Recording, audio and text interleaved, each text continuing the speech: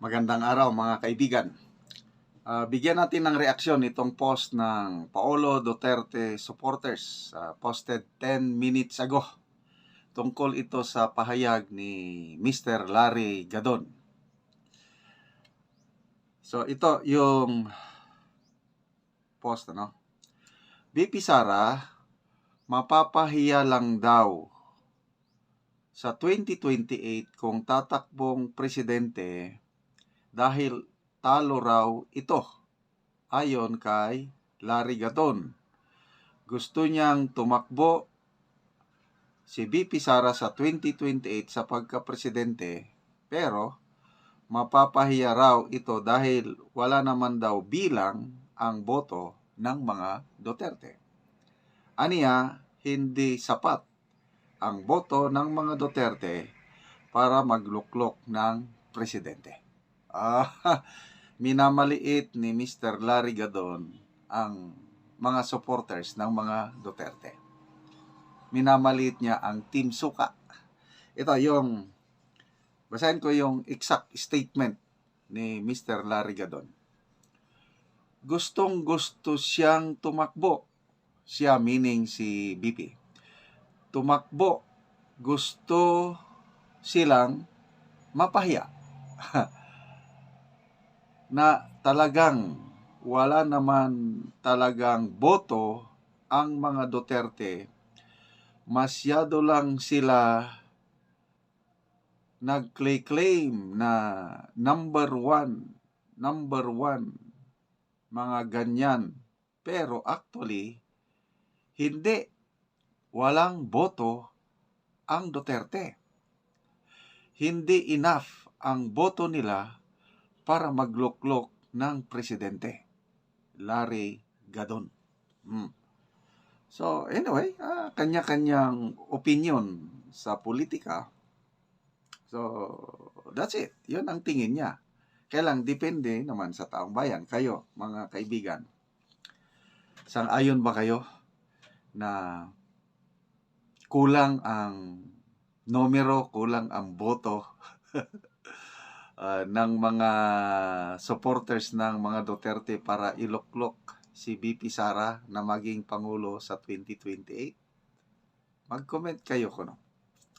Parang minamaliit ni Mr. Larry Gadon yung sa kiriniguran sana 1.8 million na mga Iglesia ni Cristo na nagrally para pigilan sana ang impeachment ni BP Sara.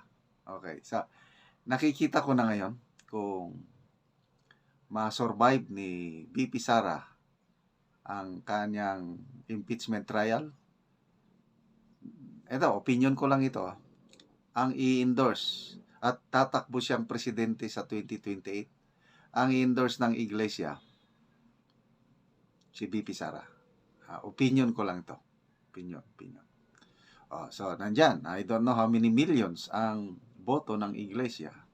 Nandyan pa ang KOJC. Okay.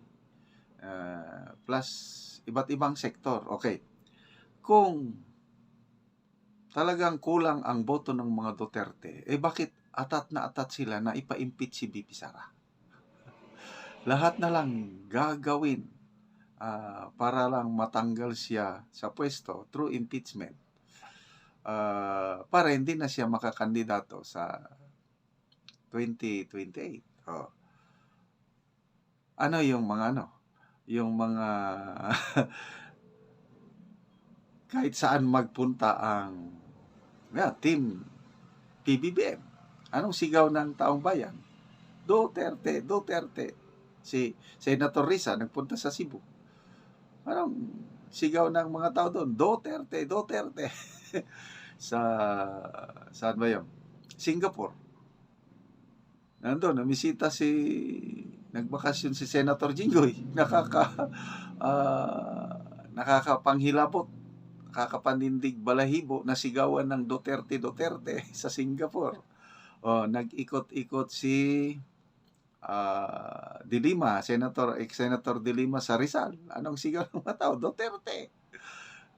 Sino pa yung isa? Si Attorney Shell Jokno, ganon din. Nag-ikot sa isang festival, Hamaka Festival. Duterte pa rin ang sigaw ng taong bayan. Anyway, pabayaan na lang po natin si Mr. Larry Gadon. Basta kung ako, yung aking obserbasyon sa pulso ng marami pa ring nagmamahal sa mga Duterte. Lalo na ngayon na ginigipit nila ang mga Duterte, lalo silang napamamahal sa taong bayan. Hindi ko makalimutan yung ginawa ni PRRD, yung pinatawag siya una sa Senado, sa War on Drugs.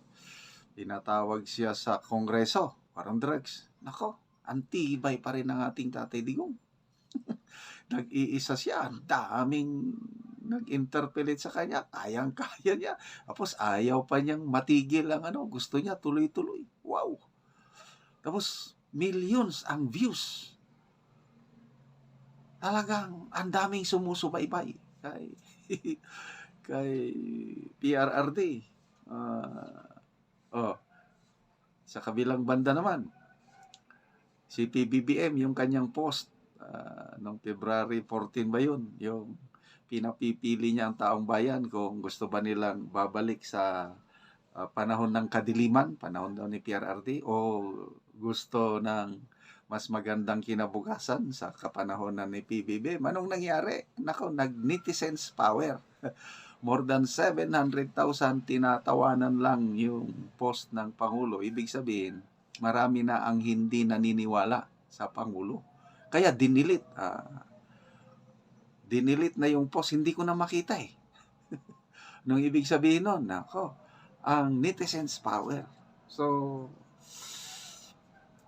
I don't know, saan ang basihan ni Mr. Larry Gadon na kulang daw ang boto ng, minamalit niya ang boto ng mga nagmamahal kay Duterte. Tingnan natin. Sana, eleksyon na ngayon eh. Okay, mga kaibigan. Maraming salamat sa inyong palaging pagsubaybay sa ating mga videos. Kakaroon tayo ng income dahil sa inyo.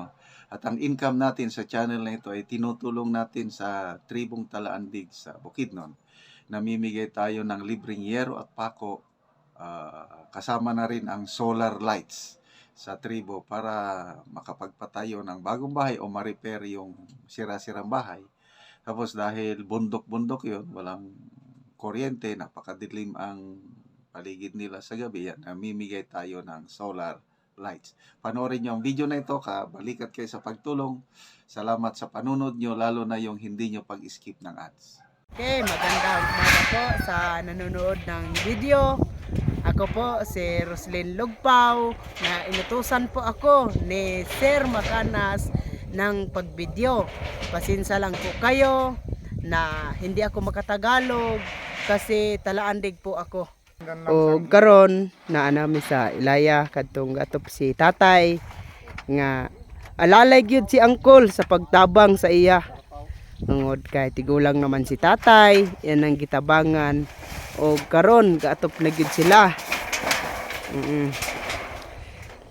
Duha ka buok si angkol, duha sila nga nagtabang kang tatay. Oo, so nagdali-dali gud si tatay sa pagtukod sa iyang balay kay luoy gud in town kaayo ning duha ka tigulang sa ilang gipuy-an nga trapal nga nagisi na. So, wala na gud sila kasilungan. So karon si tatay nagtukod nagbalay. Salamat. Okay, so kuan na gyud mahuman ra ni karon ni tatay og atop kay gitabangan siya. Tatay, may buntag. Unsa man tatay mong may ka istorya nga karon? Nakaatop na ka sa kuan. Salamat po sa Ginoo nga naay nagtabang sa amoa. Labaw na ang nag-sponsor pa sa dako kay akong pasalamat sa iya nga kapay na ni. Oo. Oo. Kay taon mga senior nga ang bahay. Salamat yun sa Ginoo na nagtabang sa amoa na YouTube. Oo. nakita mi nga niya nami sa among balay nag-atok nga di Mm. nami maulanan. Kami ang mga senior nangayo gid mi og tabang. Salamat iya sa Ginoo nga naay nagtubag sa among mga pag-ampo nga matabangan gid mi nga maka tulog mi sa among balay nga dili na mi ulanan. Nabi na tatay nga tigulang na mo. Wala na akong kita nga bakta na sa among atok. Oo. Nga ako kay among pasalamat nga Mm. sa nag-sponsor sa sin nga gihatag sa amo. Mm. Salamat gyud. Og tatay akong tan-awon at imong giatop na kay nindot na kaayo. Oo. Oo, mo na ni siya. Sa pag-atop na. So makita sila tatay. Tatay, nagtabang sila atol.